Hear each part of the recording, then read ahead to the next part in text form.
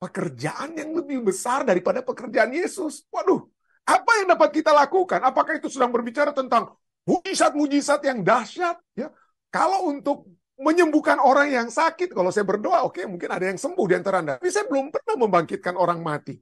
Ya, saya belum pernah berjalan di atas air, saudara. Saya belum pernah. Apakah sekarang saya akan berjalan di atas laut? Kalau Yesus hanya di atas danau, sekarang saya bisa berjalan di atas laut, atau saya bisa terbang tiba-tiba seperti Superman, istilahnya ya. Apakah itu pekerjaan dahsyat itu berhubungan dengan mujizat-mujizat yang dahsyat? Banyak orang yang berpikir seperti itu. Wah, pekerjaan banyak ya apa? Yang dahsyat itu, pekerjaan yang lebih besar itu adalah kita lebih memiliki apa? Mujizat-mujizat. Ya.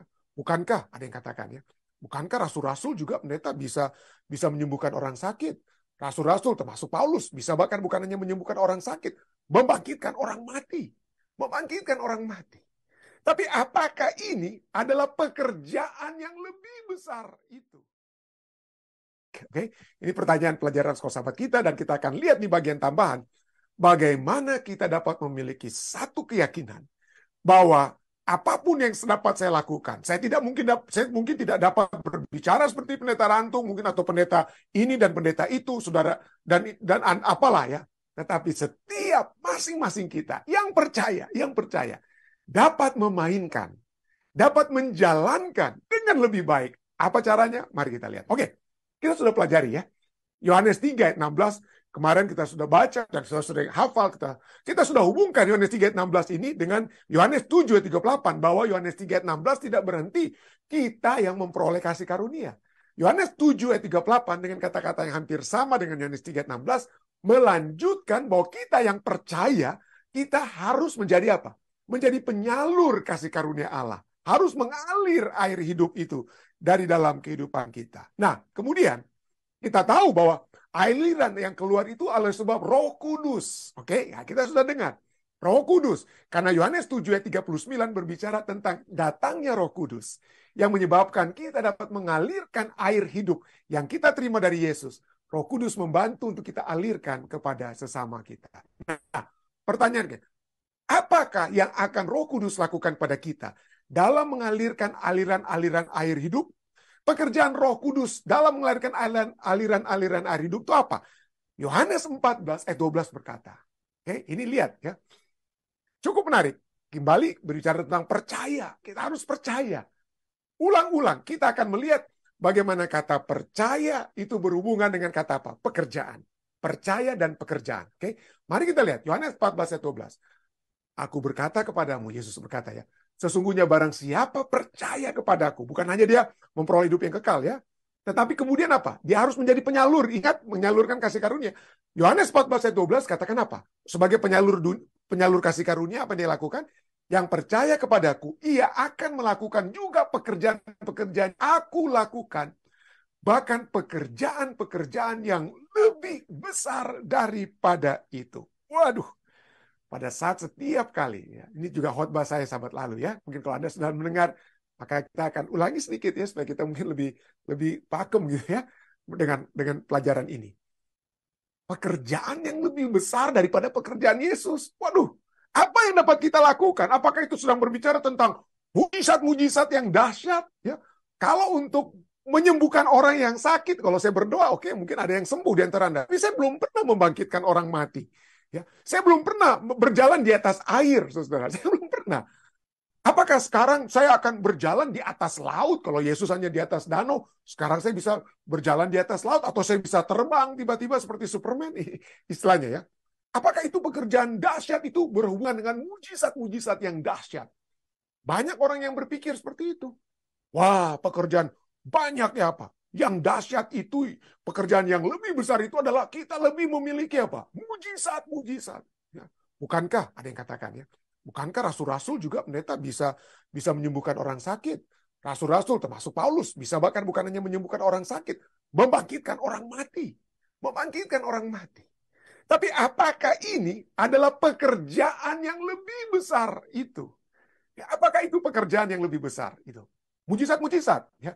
Kalau kita lihat, kalau memang mujizat itu adalah tanda bahwa kita telah percaya, kita telah menerima kehidupan kekal, kita melakukan mujizat karena Yesus katakan pekerjaan yang besar.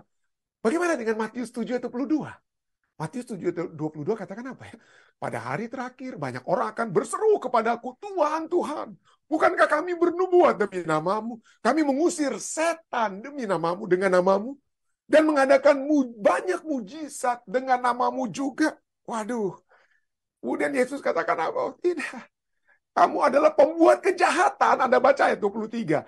Kamu adalah pembuat kejahatan. Jadi, kalau demikian, kalau pekerjaan yang terbesar, yang lebih besar daripada Yesus itu adalah bukan mujizat, kalau demikian apa?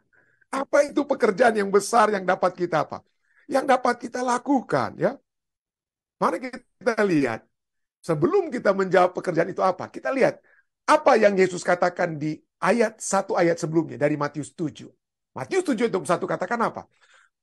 Bukan setiap orang yang berseru kepadaku, Tuhan, Tuhan. Termasuk orang yang berseru apa? Tuhan, kami bernubuat atas namamu. Tuhan, kami mengadakan banyak mujizat demi namamu. Di ayat 1 katakan apa? Bukan setiap orang yang berseru kepadaku, Tuhan, Tuhan, akan masuk ke dalam kerajaan sorga. Melainkan dia yang melakukan kehendak Bapakku yang di sorga. Loh, kalau demikian, apakah mujizat itu bukan merupakan bagian dari melakukan kehendak Bapa? Apakah itu? Nah, itulah sebabnya. Mari kita lihat apa itu melakukan kehendak Bapa. Ya, kita hubungkan dengan pekerjaan-pekerjaan yang lebih besar. Kalau itu bukan mujizat, apa itu pekerjaan yang lebih besar yang melakukan kehendak Bapa? Pekerjaan apa yang lebih besar dari pekerjaan Yesus? Pekerjaan apa yang dikategorikan melakukan kehendak apa? Kehendak Bapa. Mari kita lihat. Ya, tentu saja Yesus melakukan banyak mujizat. Yesus melakukan banyak mujizat. Ya, Yesus menyembuhkan orang sakit. Ya, dia membangkitkan orang-orang yang mati sekalipun. Ya, nah, kalau kita lihat, apakah itu yang menjadi tujuan akhir? Ya, kalau kita orang percaya, kita melakukan pekerjaan besar dengan mujizat, apakah itu kita sudah melakukan kehendak Bapa? Kalau kita lihat Matius 7:22, oh tidak. Kalau demikian, mari kita lihat apa yang pekerjaan yang Yesus lakukan. Yang pekerjaan yang Yesus lakukan, yang juga apa? Yang juga sesuai dengan kehendak Bapa. Mari kita lihat. Oke? Mari kita lihat. Pada saat Yesus dan murid-muridnya melewati wilayah Samaria, Yesus haus, Yesus mencoba minum, sementara murid-muridnya cari makanan. Ya, Yesus kemudian berbicara dengan wanita Samaria. Ya, wanita Samaria, lalu kemudian wanita Samaria itu panggil orang-orang kota untuk datang mendengarkan Yesus, ya, mendengarkan Yesus berbicara. Lalu kemudian murid-muridnya datang, Tuhan, banyak orang nih, Tuhan, makan dulu Tuhan. Lalu apa yang Yesus katakan pada murid-muridnya? Dia katakan dalam Yohanes 4 ayat 34-35, makananku ialah melakukan apa? Makananku itu melakukan kehendak Dia yang mengutus aku dan menyelesaikan pekerjaannya. Menyelesaikan pekerjaannya. Lihatlah sekelilingmu dan pandanglah ladang-ladang yang sudah menguning dan matang untuk dituai. Yesus sedang menunjukkan pada, lihat nih orang-orang Samaria. Orang-orang yang kalian tidak mau pandang. Orang-orang yang kalian pikir tidak akan menerima kebenaran. Tapi mereka sudah siap untuk menerima kebenaran. Ya. Itulah pekerjaan Yesus. Itulah dia melakukan kehendak apa? Kehendak Bapa. Lalu kemudian, mari kita lihat pekerjaan Yesus lainnya. Di kolam Betsaida, Yesus menyembuhkan seorang yang lumpuh beberapa puluh tahun, ya. Lalu kemudian orang-orang pemimpin Yahudi marah. Mereka mencoba untuk menganiaya dia. Yohanes 5 ayat 16-17. Karena ia melakukan hal itu pada hari Sabat. Ayat 17. Tetapi ia berkata kepada mereka, Bapakku bekerja sampai sekarang, maka aku pun bekerja apa? Aku pun bekerja juga. Apa yang telah dilakukan oleh Bapa? Apa yang sedang dilakukan oleh Yesus? Apakah membangkitkan orang-orang dari orang mati? Itu tujuan daripada pekerjaan Bapa? Apakah menyembuhkan orang sakit? Ya, kalau bisa dilakukan, wah itu tandanya itu Yesus tuh hebat. Ya, tandanya pendeta ataupun siapa penginjil yang sedang melakukan mujizat, waduh dia orangnya hebat, memang betul-betul jago dia. Ya, karena ada yang sembuh dan lain sebagainya. Mari kita lihat apa yang Yesus katakan. Apakah pekerjaannya itu hanya berhenti? Apakah kita melihat bahwa mujizat-mujizatnya itu adalah the end, tujuan akhir Yesus? Apa tujuan akhirnya? Pada saat dia melakukan mujizat. Nah, Yohanes 17 ayat 4. Yohanes 17 ayat 4 Yesus katakan apa? Aku telah mempermuliakan engkau di bumi. Yesus telah mempermuliakan Bapa di bumi dengan jalan menyelesaikan pekerjaan yang engkau berikan kepadaku untuk melakukannya. Jadi pekerjaan Yesus adalah apa? Yang dia mempermuliakan apa? Pertama dia mempermuliakan Bapa. Pekerjaan Yesus itu apa? Menyelesaikan pekerjaan menyembuhkan orang sakit, pekerjaan membangkitkan orang mati, itu semua memuliakan Bapa ya, tentu saja ya. Tapi apa itu tujuan akhirnya? Kalau kita lihat, kalau itu tujuan akhirnya, maka orang yang dibangkitkan Yesus, orang yang disembuhkan Yesus masih ada sampai saat ini. Nggak mati-mati. Loh, kenapa orang yang dibangkitkan itu yang seperti Lazarus, loh, mati lagi mereka ya. Yang dibangkitkan atau disembuhkan Yesus, kemudian mati juga. Sakit lagi mungkin masa tua mereka, lalu mereka juga apa ya? Mati juga. Jadi, apa yang tidak mati? Apa yang kekal dari orang-orang yang telah disembuhkan oleh Yesus, yang telah dibangkitkan oleh Yesus? Apa yang kekal? Di dalam Matius 7 ayat 22, orang-orang yang berkata, Tuhan, Tuhan, kami telah melakukan banyak mujizat demi namamu. Jadi mereka pikir itulah yang apa? Yang kekalnya, yang ada di benak Yesus. Yang ada di benak Yesus atau di benak Bapa. Oh, ini orang-orang ini sudah melakukan mujizat nama Yesus. Oke, kalau gitu masuk ke dalam kekekalan ya. Masuk dalam kerajaan surga kamu, karena kalian sudah melakukan pekerjaan-pekerjaan kekekalan. Tapi apa sesungguhnya pekerjaan kekekalan? Pekerjaan kekekalan adalah Yohanes 17. Tadi kita sudah baca ayat yang 4. Yesus telah menyelesaikan pekerjaan. Pekerjaan yang bagaimana? Baca satu ayat sebelumnya. Yohanes 17 ayat 3. Dikatakan apa? Inilah hidup yang kekal itu. Yaitu bahwa mereka mengenal Engkau. Satu-satunya Allah yang benar. Dan yang mengenal Yesus Kristus yang telah Engkau utus. Ya, saya terus terang saja. Pada saat saya menjadi pendeta muda di Telling lalu ya, ada satu hal yang saya paling takut, terus terang saudara, waktu itu ya. Saya paling takut untuk mendoakan orang-orang yang masuk rumah sakit. Kenapa? Saya agak takut waktu itu, saya masih pendeta muda, saya masih 20-an tahun ya. Kenapa? Karena setiap kali saya berdoa, beberapa hari berikutnya yang saya doakan itu, enggak semua sih, pada umumnya meninggal, saudara. Pada umumnya meninggal. Jadi saya doa, aduh Tuhan, saya telah gagal. Saya telah gagal sebagai pendeta. Kenapa? Karena yang saya doakan itu mati semua, begitu ya. Jadi bagi saya bahwa keberhasilan saya itu kalau saya berdoa dan orang yang saya doakan itu adalah mereka itu sembuh dari sakitnya, yang tidak punya pekerjaan dapat pekerjaan. Tentu saja itu dapat terjadi, dapat sembuh, dapat memperoleh pekerjaan. Tetapi bagi Yesus yang utama kekekalan itu adalah bahwa mereka mengenal Engkau. Bagi Yesus, mujizat-mujizatnya, apa yang dia lakukan? Dia lakukan agar supaya setiap orang yang dapat dia jamah, baik melalui apa? Kesehatan yang terjadi, kebangkitan dari kematian, agar supaya orang-orang yang terjamah itu mengenal Bapa, mengenal Allah Bapa, dan memperoleh hidup kekal. Tapi seringkali yang terjadi dengan para saya pernah melihat ada video-video ya, ada pendeta-pendeta yang datang di ke pasar-pasar, lalu ketemu dengan om-om, tante-tante yang sakit. Oh, lalu dia om sakitnya apa? Oh, sakitnya ini. Dia doakan, Roh Kudus, sembuhkan om ini. Wah, seakan-akan Roh Kudusnya diperintahkan untuk menyembuhkan ya. Om tersebut. Lalu om itu apa? Om tersebut. Dapat apa ya? Diharapkan jadi sembuh. Lalu ditanya lah, pendetanya tanya, om bagaimana? Sudah sembuh? Ya, rupanya dia di Manado, rupanya. Sudah sembuh? Oh ya, sudah lebih baik sedikit, sudah lebih baik sedikit. Itu om bilang ya, yang tangannya sakit dan lain sebagainya. Boleh, Tuhan dapat melakukan mujizat. Saya tidak katakan tidak ada lagi mujizat, tidak. Tuhan dapat melakukan mujizat. Tuhan dapat memberikan kesembuhan, kebangkitan dari kematian sekalipun. Tapi apa tujuannya? Apakah supaya kesaktian pendeta Rantung, kesaktian pendeta ini, pendeta itu jadi hebat karena orang lebih mengenal. Waduh, kalau mau disembuhkan datang ke pendeta Rantung, dia sakti, dia karena doanya. Kalau itu yang terjadi, dijauhkanlah kiranya, saudara. Dijauhkanlah kiranya. Kenapa? Karena kehidupan kekal itu bukan pada saat kita sembuh, lalu kita memuliakan pendetanya atau siapapun dia, tetapi kalau kita memuliakan Tuhan, ya, kalau kita memuliakan Tuhan dan mengenal Tuhan kita, kalau itu membawa kita untuk lebih mengenal Allah kita, maka itulah tujuan akhirnya hidup yang kekal tersebut. Jadi disinilah kita melihat kita dapat melakukan pekerjaan-pekerjaan yang besar, pekerjaan yang bagaimana? Yesus katakan pekerjaan yang besar dapat, ada yang katakan begini, berapa banyak orang yang Yesus baptis? Ada berapa banyak orang tuh Yesus di bumi Yesus baptis? Kalau Anda mau lihat, nggak ada yang dia baptis. Murid-muridnya membaptis ada, tapi dia sendiri tidak membaptis. Jadi ada yang katakan Kita pada saat itu ya, ada pekerjaan besar yang murid-murid lakukan. Kenapa? Karena murid-muridnya itu setelah Yesus naik ke surga dengan ada Roh Kudus, satu hari bisa 5.000, 3.000 orang dibaptis. Dan itulah pekerjaan besar, yaitu membawa jiwa-jiwa kepada siapa?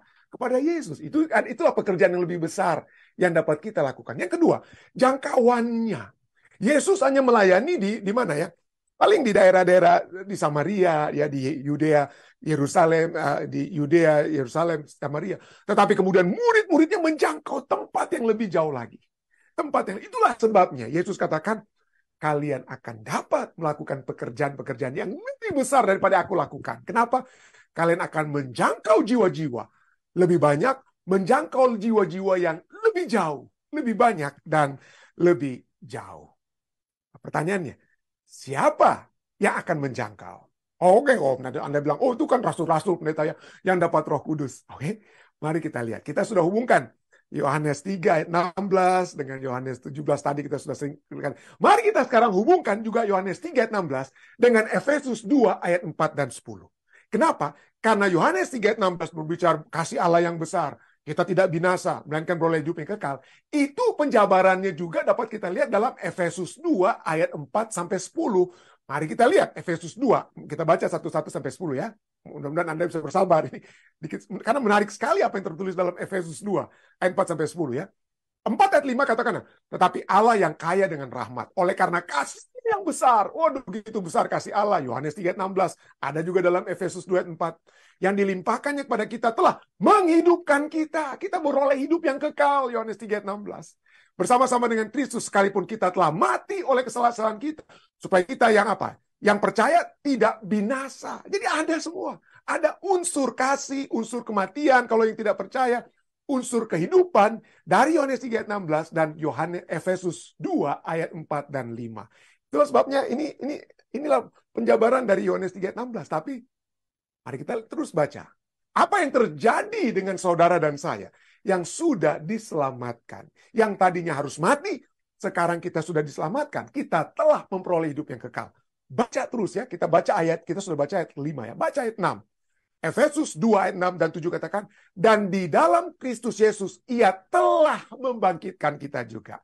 Ingat, kalau kita percaya, kalau kita menerima Yesus, kita bukan lagi mati. Nama kita sudah dalam buku apa ya? Kitab kehidupan. Itu sebabnya dikatakan apa? Ia telah membangkitkan kita juga dan telah memberikan tempat bersama-sama dengan Dia di surga. Oh, kita kan belum di surga, pendeta. Iya, mungkin saya belum di surga saat ini. Tetapi saat ini saya percaya nama saya ada dalam buku kehidupan di surga. Nama saudara yang percaya ada di dalam buku kehidupan di surga ya.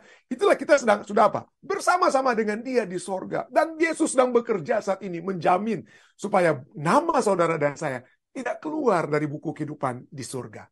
Ayat 7. Supaya pada masa yang akan datang, itulah setelah ia berbicara tentang telah, artinya sudah kita miliki, telah miliki nama kita, kehidupan kita bukan lagi mati dalam dosa, kita sudah memperoleh hidup yang kekal. Tetapi kemudian apa? Nanti akan ada yang terjadi pada kita nantinya. Apa itu?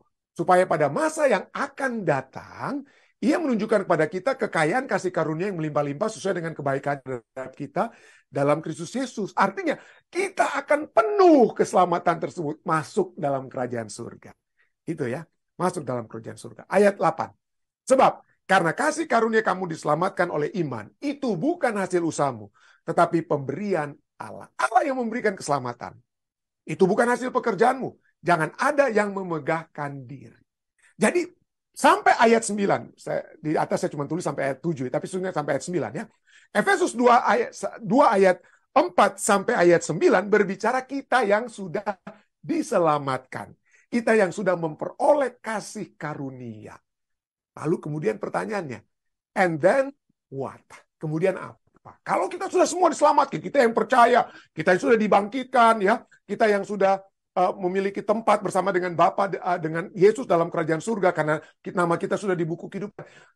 Apa artinya orang-orang yang percaya yang sudah diselamatkan ini? Apa yang akan mereka lakukan sebagai orang-orang yang benar? Ayat 10 ini intinya. Ayat 10 katakan apa? Karena kita, buatan Allah, diciptakan dalam Kristus Yesus untuk melakukan pekerjaan baik yang dipersiapkan Allah sebelumnya. Ia mau supaya kita hidup di dalamnya. Seperti saya katakan pelajaran kita lalu, bahwa kita akan yang percaya akan mengalir dari dalam hati kita air kehidupan. Efesus 2 ayat 10 juga kembali menekankan dari dalam kita yang sudah memperoleh kehidupan kekal, akan apa? Akan ada yang keluar dari dalam diri kita. Apa itu? Nah, yang keluar yang pertama yang kita harus lihat di sini. Dari Efesus 2 ayat 10, yang pertama. Itu dapat kita katakan bahwa inilah puncak, klimaks dari kehidupan kekal yang telah Allah berikan kepada kita.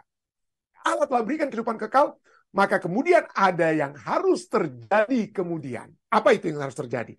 Signifikansi dari Efesus 2 ayat 10. Efesus 2 ayat 10 itu menyatakan pertama, bahwa sebagai umat yang telah diselamatkan, kita memiliki identitas baru. Efesus 2 ayat 10 katakan apa? Kita ini yang sudah diselamatkan, kita ini buatan Allah.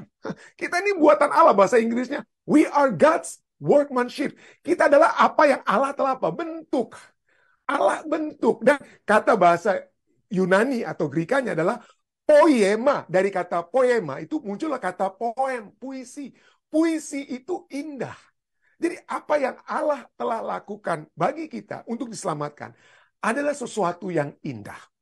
Dan segala sesuatu yang Allah bentuk, kalau kita lihat Kejadian pasal 1, ya Allah menciptakan hari pada hari pertama, hari kedua, dan seterusnya. Allah katakan apa segala sesuatu yang Allah telah ciptakan, baik adanya. Oke? Baik adanya. Tetapi semua buatan Allah bukan hanya baik, tetapi indah juga, saudara. Indah. Itulah sebabnya Pengkhotbah 3 ayat 11 katakan, iya Allah kita membuat segala sesuatu itu apa? Indah pada waktunya. Seringkali kita pikir ini hanya untuk jam, ya waktu. Tapi ini juga dapat berbicara tentang apa ya? Berbicara tentang kita. Kita adalah buatan Allah. Ya. Mungkin orang manusia mengejek kita karena kita tidak seganteng mereka, tidak memiliki warna kulit seperti yang lain-lain sebagainya. Tetapi di mata Tuhan, ya, di mata Tuhan kita semua itu indah. Ya. Di mata Tuhan tidak ada yang tidak indah. Umat-umat yang telah diselamatkan, Anda telah diselamatkan dengan darah anak. Ya. Kenapa? Karena Ia ingin membuat kita menjadi umat-umat yang ditebus ini sebagai apa? Buatan Allah. Ya. Kita ini apa? Buatan Allah. Ya. Ya. Kita harus memiliki itu. Kita memiliki identitas baru. Jangan pernah merasa rendah diri. Aduh, pendeta, gimana saya mau melayani? Saya mau menginjil pada orang-orang Amerika. Aduh, mereka orangnya besar-besar, tinggi, warna kulitnya lebih bagus. Kita buatan Allah. Kita adalah buatan Allah, bukan buatan manusia lagi. Kita ini buatan Allah. Yang kedua, sebagai umat yang telah diselamatkan, kita bukan itu saja. Kita memiliki tujuan yang baru. Apa tujuan kita yang baru? Ya, karena kita ini buatan Allah diciptakan dalam Kristus Yesus untuk melakukan pekerjaan baik. Setelah kita diselamatkan, Efesus 2 ayat 4-9 berbicara tentang keselamatan kita dan lain sebagainya. Setelah kita diselamatkan, kita adalah menjadi buatan Allah untuk melakukan pekerjaan yang baik. Pekerjaan yang baik. Jadi, kalau kita memiliki satu identitas buatan Allah yang indah, orang mungkin mula-mula, aduh kenapa, aduh PB saya, orang Manado bilang, aduh PB saya pembicaranya atau apa, orang bisa bilang begitu, PB saya.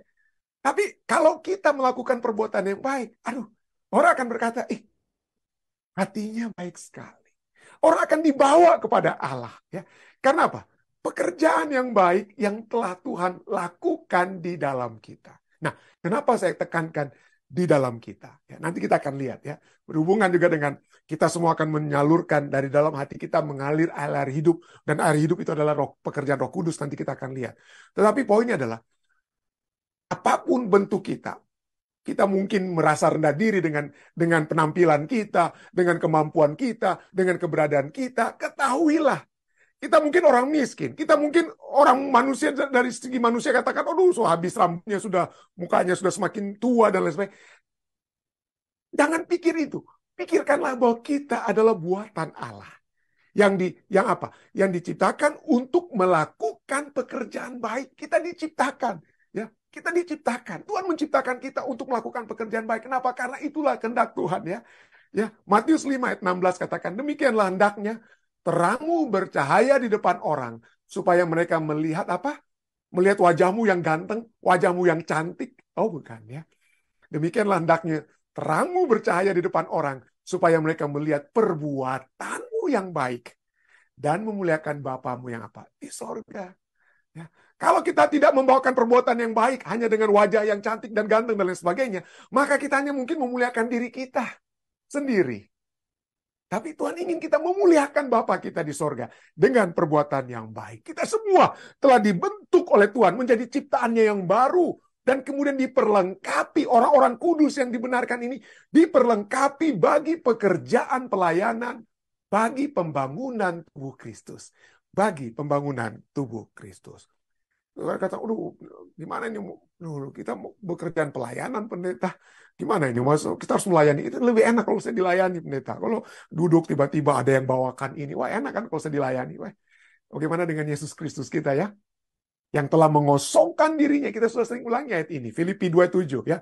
Made of himself of no reputation. Dia bukan cari reputasi. Banyak orang ingin cari posisi, cari posisi untuk jadi pemimpin di sini, di situ. Supaya, waduh, kalau dia datang, diutamakan. Nomor satu, duduk duluan. Dapat makanan lebih dulu. Dapat ini dan itu. Reputasi. Tuhan Yesus tidak punya reputasi, saudara-saudara. Ya. Dia mengambil rupa seorang hamba dan menjadi sama dengan manusia. Dia melakukan pekerjaan yang baik. Yesus melakukan pekerjaan yang baik yang memuliakan Bapa dan umat-umat yang percaya juga kita, saudara dan saya. Kita dimintakan yang telah diciptakan sebagai manusia baru, identitas baru buatan Allah untuk melakukan pekerjaan yang baik. Dan yang terakhir, sebagai umat yang telah diselamatkan. Efesus 2 ayat 1 ayat 4 sampai 9 berbicara tentang keselamatan melalui Yesus yang percaya oleh sebab kasihnya. Umat yang telah diselamatkan, maka kita akan bekerja dengan keyakinan. Ya, ini buatan Allah. Diciptakan dalam Kristus Yesus untuk melakukan pekerjaan baik. Pekerjaan baik yang bagaimana? Pekerjaan baik yang telah dipersiapkan Allah sebelumnya. Oke? Persiapan yang telah dipersiapkan Allah sebelumnya. Wow. Mari kita renungkan, saudara. God prepared. Bahasa Inggrisnya, God prepared, dipersiapkan Allah. Ya. Proetoiso. Pro artinya beforehand. Toimos artinya ready. Atau because. Ready because prepared. Sudah siap karena sudah dipersiapkan.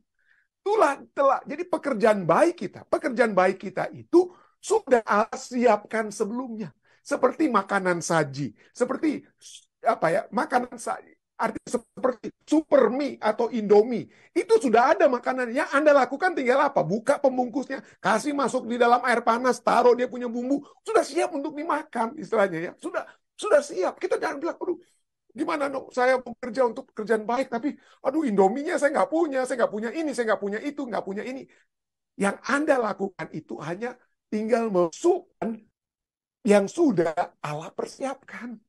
Allah sudah siapkan. Jadi jangan kita berpikir, aduh pendeta, saya tidak memiliki pengetahuan, saya tidak memiliki uang untuk saya tidak memiliki segala sesuatu yang dibutuhkan untuk memuliakan Bapa dengan pekerjaan baik. Bahan bakunya Allah telah persiapkan sebelumnya. Anda bagaikan makanan yang tinggal masuk di air panas, atau di Amerika ini Anda, atau di Indonesia juga ya, masukkan di microwave. Anda cuma tinggal mau kasih masuk di microwave, saudara. Semuanya sudah dibawa. Ya Tuhan sudah siapkan. Tinggal kasih masuk itu dia. Di microwave atau di air panas. Sudah disiapkan semuanya.